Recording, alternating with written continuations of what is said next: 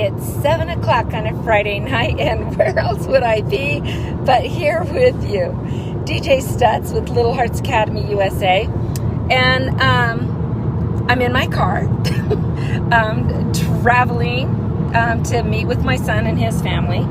And we're about an hour out, so you're getting the travel version of our Friday night Facebook Live. So first of all, I wanted to remind you all that starting June 1st, which is a Tuesday night, we're going to be, gosh, this is going to just move around a lot, I guess, with the moving of the car. Sorry about that, guys. But we're going to start our Facebook Lives on Tuesdays instead of Fridays. So just be aware of that. We've got one more Friday Night Live, which will be next week, and then we'll go ahead and move to Tuesdays. So I also wanted to let you guys, remind you guys that you can receive our summer guide to a wonderful summer, how to plan it, how to set goals, how to achieve those goals, all of that on our website. So www.littleheartsacademyusa.com. You will be able to just sign up, download it for free. It not only includes the strategic guide on how to plan your summer, you will get calendars for the months of June, July, and August, and that will have themes for every day of those 3 months. So if you're hard up for, let me see if I can get this. Woo! Oh my goodness, this is going to be one for the record books. That is for sure. Okay, maybe this will be better. So that will give you a theme. So if you're hard up, or you know you're struggling for an idea on what to do with those kids on that day, this will give you a theme to maybe give you some ideas on how to move forward. Additionally, there's also the travel guide, and so this has things like sample scavenger hunts that you can use to travel by car or by air. It's got it's kind of like a travel log where you set different destinations, different milestones along your trip so that the kids can cross them off as you go by them. And it helps out with the, are we there yet? How much longer?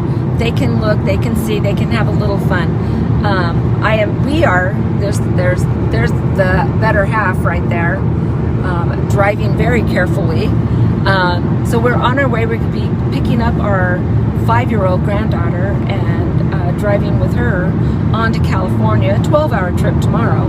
And so we'll see how any of my plans work. We might get some setups for there. All right, so on to our topic for today. We're going to be talking about dealing with a sick child.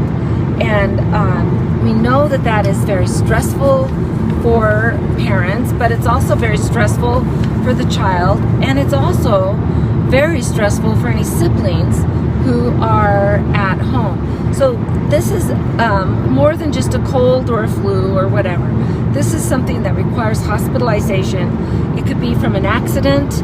It could be a diagnosis that's going to take a lot of your attention and a lot of time in the hospital. And so we're going to talk about that. And we know that even adults who are dealing with their own sick children, they can actually struggle with post-traumatic stress disorder from all of this that's going on. So if it's going to be that stressful for a parent, imagine what it is for the child in the hospital. Also, think about what it is for the siblings who are trying to manage with all of this. They're scared as well, with a lower understanding of how things work, the medicine.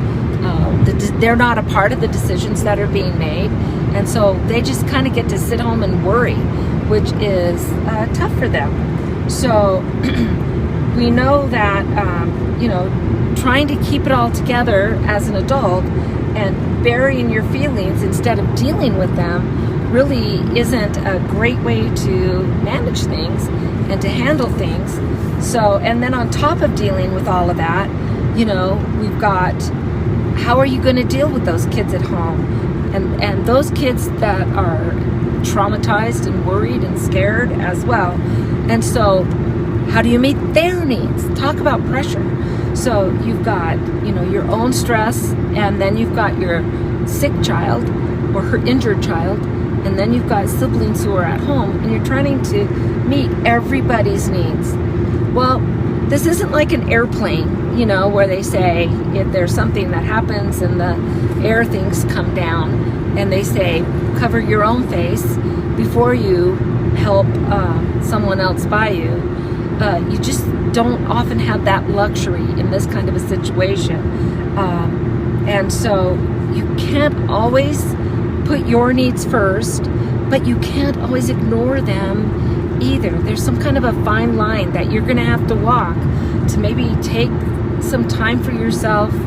And maybe it's just walking away and going down to the cafeteria and, having something to eat, to drink, take a breath, and just contemplate on yourself and what you can do to help you stay calm and to manage all of this information that's coming to you that you really might not understand all of the options that are there. And so,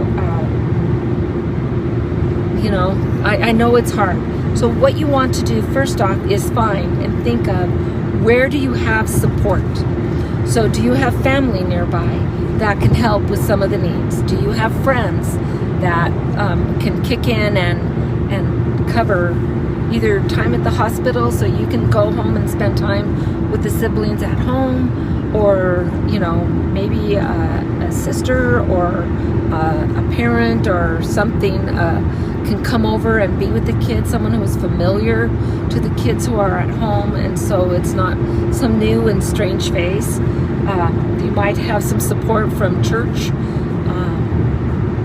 a church congregation that you're a part of, and I have found that in times of need, that's a great place to find support in my past. And then be aware that there are nonprofit support groups that are available that you can call, and it's going to be different for which areas that you are in. But if you go to a patient advocate at the hospital, they'll be able to fill you in on some of those resources that are available. So try your best to get the sleep that you need, and I know that's hard, but if you can get the rest that you need, you're going to be able to make better decisions about what's going on with your child and the decisions that need to be made. You'll be more present in your mind. So, while you want to stay the night maybe at the hospital with your child, it's probably a good idea to get home, maybe every other night, and sleep in your own bed. And it's good for your other kids to be there and see you at home, and they can share their concerns and worries with you, and you can share information with them.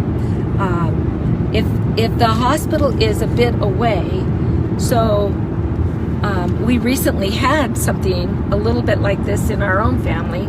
I have a grandson who spent about 4 days in the hospital last week with Kawasaki disease, and so that's kind of stressful. It's something that they can get taken care of if it's caught in time, and it looks like this was. But with all that time in the hospital, and his mom was, my wonderful daughter-in-law, was sleeping at the hospital, and because it's a 2-hour drive to get there from their house. And so, but one night she went, there was a hotel across the street, and she did get a hotel room and stayed across the street, let my little grandson know, I'm just going to be across the street, I'm here, I just need to sleep. And so he's 8 years old, he understood, and so she felt better and better able to manage her emotions and process information once she had that better sleep. So think about that. And then maybe you can have a family member stay with the child in the hospital, overnight, well, you can get that sleep too. So look at the options that are available, but realize that, you need to take as good care of yourself as you can in a very difficult situation. So there we are.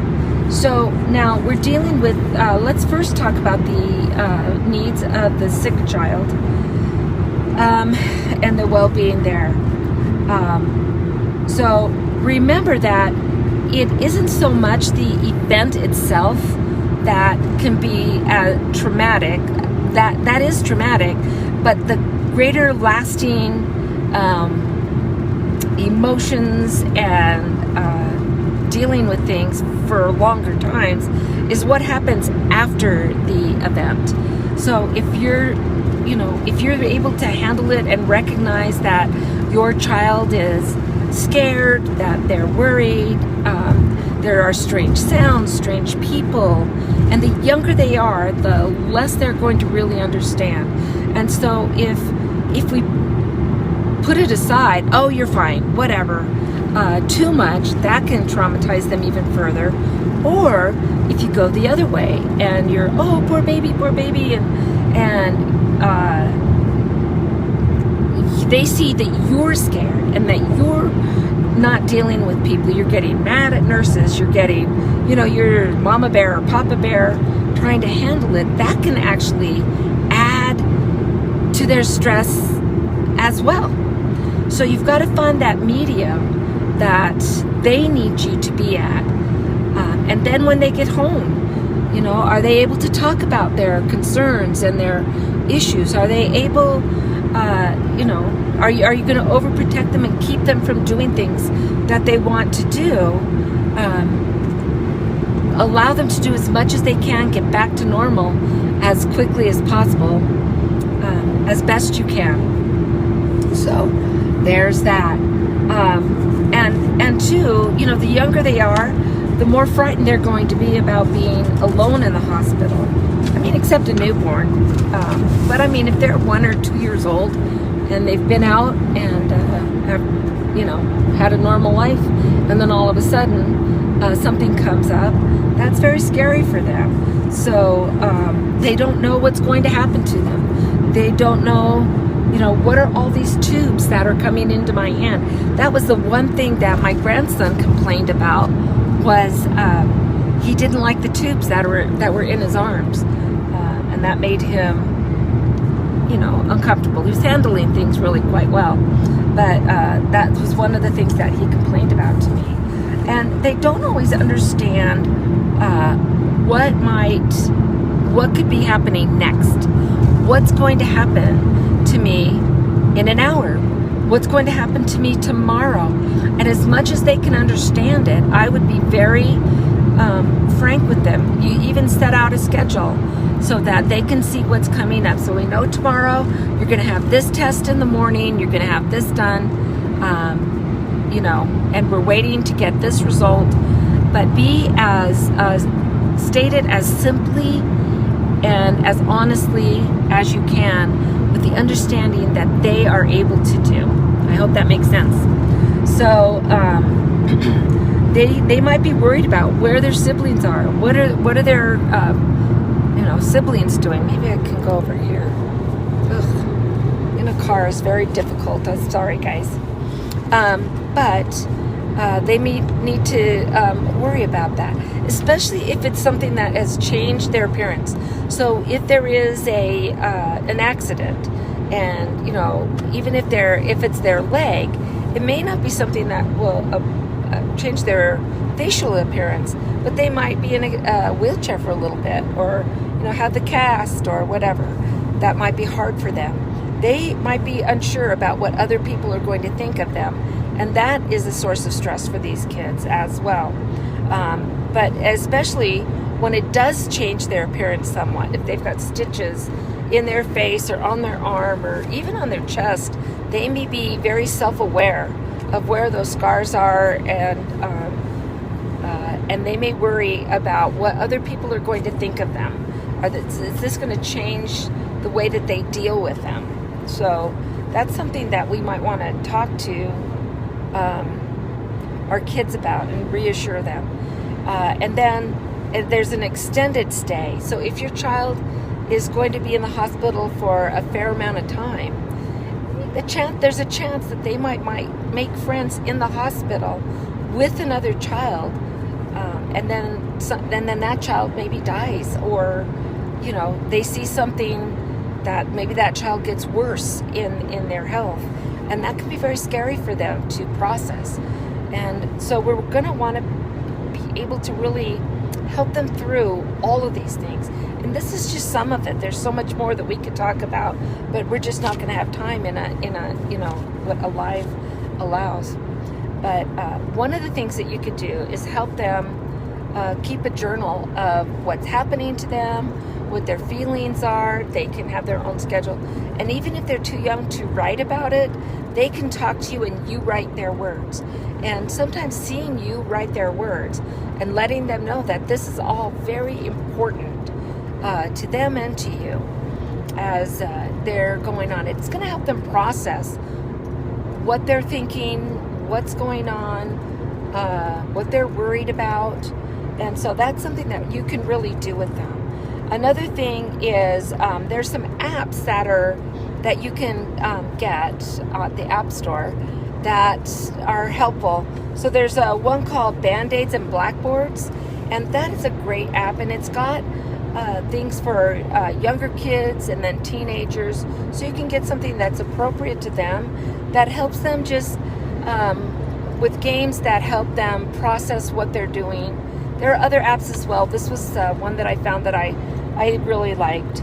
And then another thing is if you can arrange for visits from friends, and I know with the hospitals and stuff, or depending on what's going on, they may not be able to visit in person, but they could visit via Facebook or Skype or FaceTime, or Skype or Zoom or any of those apps.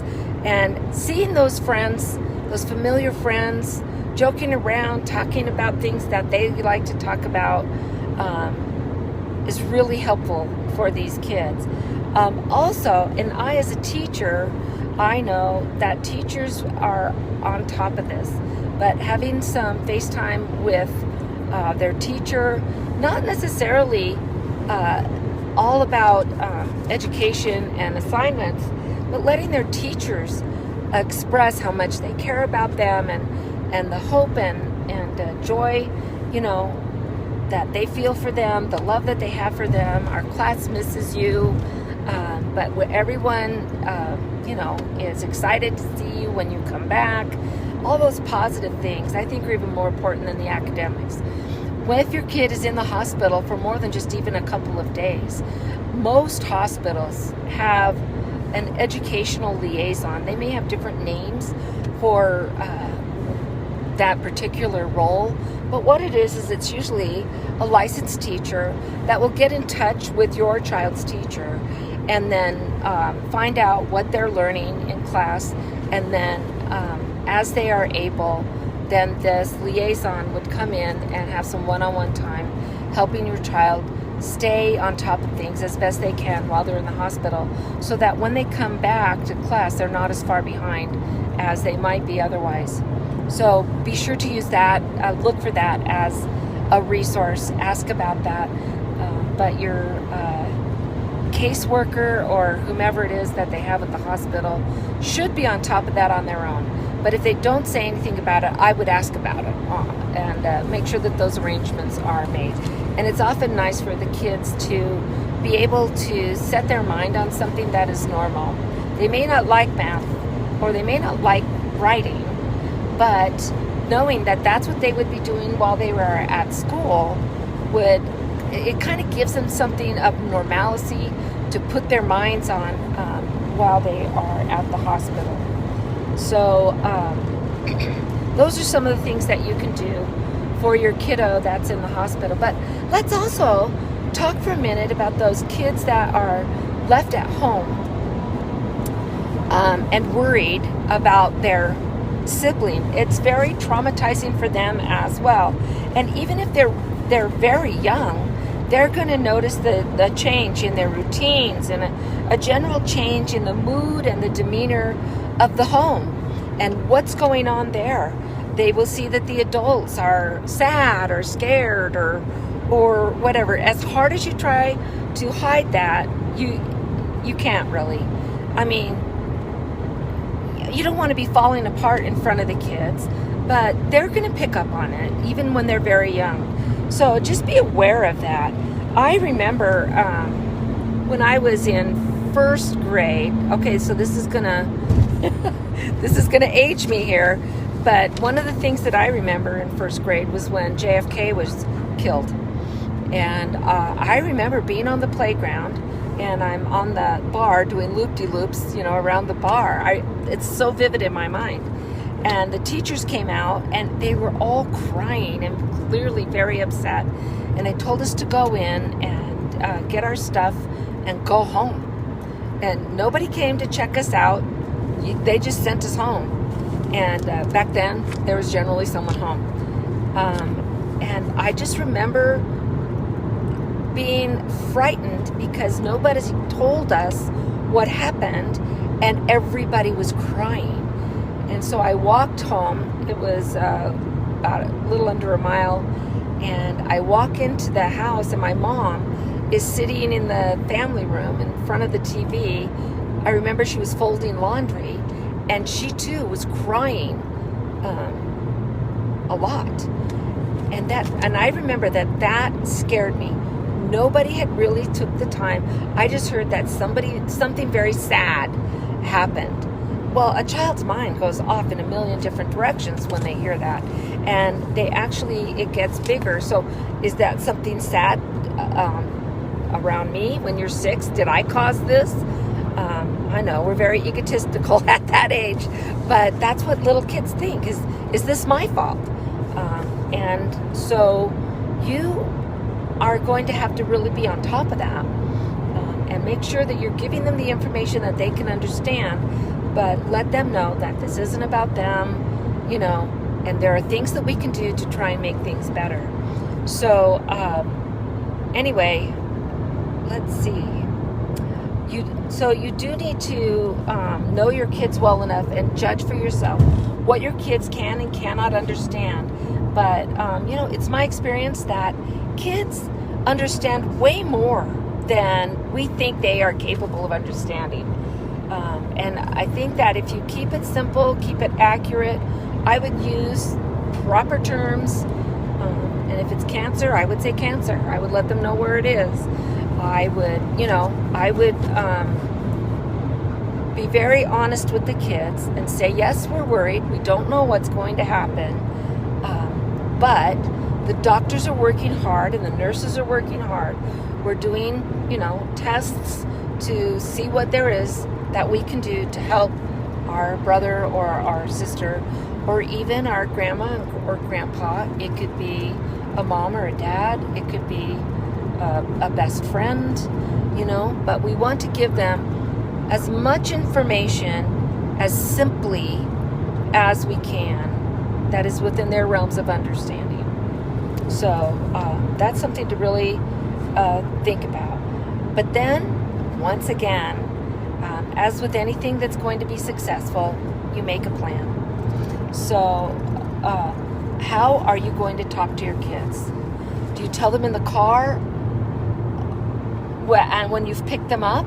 Probably not, if you can avoid it. A car is not a great place. Here I am in a car. A car is not a great place to talk about this kind of seriousness because they're going to need your physical proximity.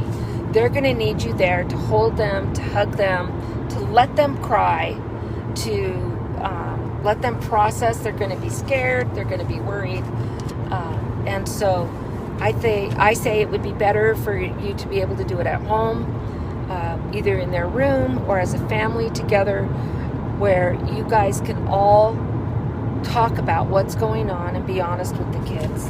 So that's something that you want to do. Mornings are generally better than evenings, and I'll tell you why. In the morning, they have all day to process it. They could stay home from school if they need to, or they could go to school and have the support of their friends. But at night, you're going to have a restless night. You could easily have nightmares. They don't have the time to really process that without you. Even if you're in the bed next to them, if they're asleep, they're alone in their head. And so that happens. I remember when I was in Las Vegas, I would do long-term subbing, and I had this English class for a year. And it was honors English in high school, and I had a girl come to class, and she'd always been such a great kid, just very well behaved, and she was awful that day. I didn't know what was going on with her, belligerent and angry. And so she had a best friend that was in the class. After class, I didn't have her stay. I asked her best friend to stay and help me with something. You come up with an excuse. And I asked her, what is going on with, Susie? And she said, her brother died last night. Her 8-year-old brother died last night. And so I said, why is she here? I mean, my goodness. She said she wanted to be with her friends. And she wanted to do that normal thing. So,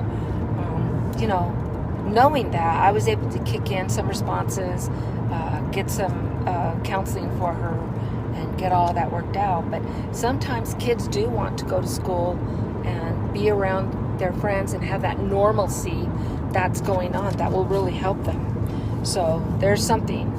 But have a plan on when you're going to tell them, where you're going to tell them, and then what you're going to do to allow them to process their feelings and be open to what they say that they need to be able to accomplish that. So, and when you're talking to them, really think about your body language. Because if you're overly stressed and you're agitated, that's going to come off as anger to them. And that's when they might think that they are needing to, or that things are their fault, that they may put that in. So, let's see. Let me turn my page here. It's harder in the car. So, let them know what is likely going to happen. So this is what, they're going to be in the hospital for 3 days. Or, when they come home, they're not going to be able to run around so much. We're going to have to take good care of them and watch them. But I know that you can do that. And then be prepared with some of the ways that they can help. So either by visits, if they can do texts, they can draw pictures, they can FaceTime. You can have, as a family, pray together or encourage them to pray, and use their faith or the family faith in that. Let me turn this around again. Okay. So they might want to know, they might have, they're going to definitely have questions, but they might want to know, is this contagious? Is this something I can get? And that's not them being selfish. It's just a question of concern for a kid. And so acknowledge your child's feeling, and remember that they might not be able to put a name to their feelings, but they're having these anxious, scary feelings. And so just allow them to talk about it and cry about it and voice what they're thinking. And then don't make false promises. Don't promise that everything's going to be okay if it might not. But let them know that we are doing everything we can to help. And then, having that faith thing brought in is definitely a big help for that. And then try to keep their routines as close to normal as possible as you can. So, they're getting up, they're going to school, they're doing normal things.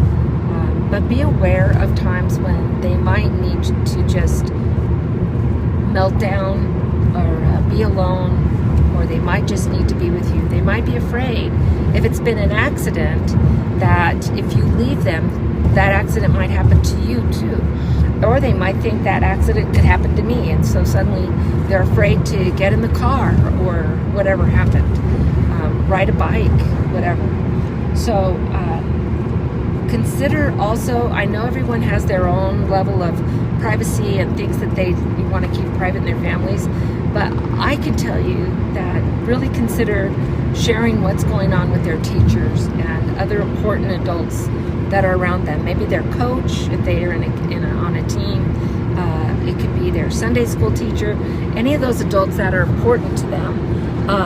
That could be, good information for them, and then they can write notes. They can, send things to let that child know that other people really care about them, and that will be nice.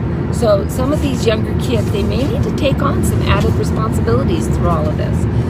But you're going to be gone more, and you're having to make decisions, and you're going to have to be there to support the hospitalized child. And the reality is they may have to add on some of the things that they normally do. But doing some of these extra things can help your child cope. It's like, oh, I can do this and make it better for the family. Or, I can take on Joey's jobs. I'll do Joey's jobs for him while he's in the hospital. And that helps them to feel like I'm helping, I'm doing something that, can do. And so doing some of those extra things can help, but make sure that your child isn't taking on too much. Oftentimes they're willing to do more, and then they burn out. And so just be aware of what's going on with your kiddo, check in with them, and then make sure that they have time to just be a kid, to just go to the park or go to a movie or go to a baseball game or anything like that. They can go to parties and play on their teams, and you may need to use some of those friends. But I'm sure, at least in everything that I've been on, there are parents that are going to be saying, oh yeah, let me pick him up, take him to the game. Let me, take him to practice. So that's one less thing for you to worry about. And then they can have that normalcy of things that are familiar to them. And so that's also.